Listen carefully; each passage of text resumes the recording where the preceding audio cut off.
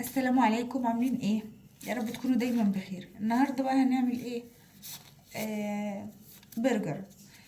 عندنا هنا فول صويا كوبايه، نقعتها ساعه في الميه. وعندنا هنا ربع كيلو لحمه مفرومه، دي اللي موجوده في الفريزر نعملها نتصرف، مفيش حاجه هتوقفنا. نحطهم كده على بعض، وهنجيب معلقه بابريكا،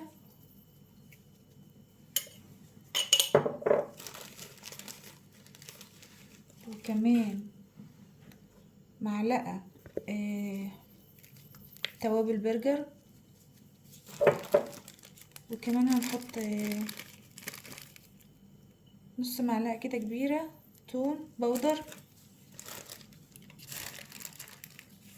وزيها بصل بودر،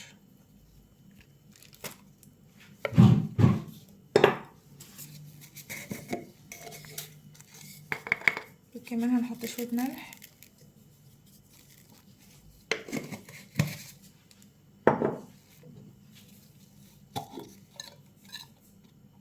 وشوية شطة كده صغيرين،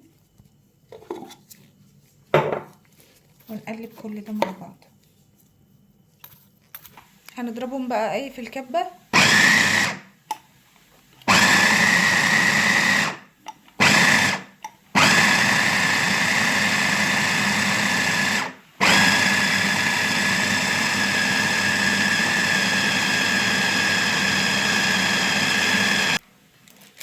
دلوقتي انا فرمتها، وده غطا عادي لان مش كله عنده المكبس بتاع البرجر. وهنحط كده في كيس،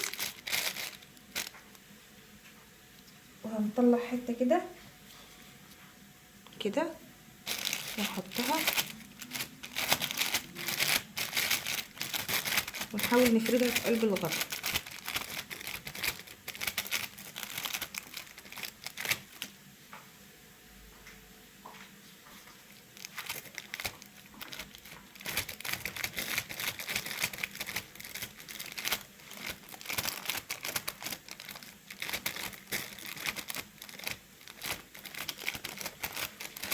اعملها كده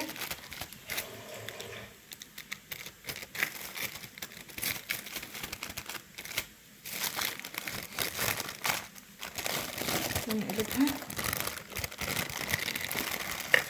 تبقى بالشكل ده. هعمل الكميه كلها وارجع لكم. طبعا عملنا الكميه كلها كده. هنحط بقى طاسه على النار، وندهنها بس سنه زيت، وتعالوا نشوفوا احنا رايحين نحمرها. حطيناها، وعشان نعمله لمسه فنيه كده هنعمله كده.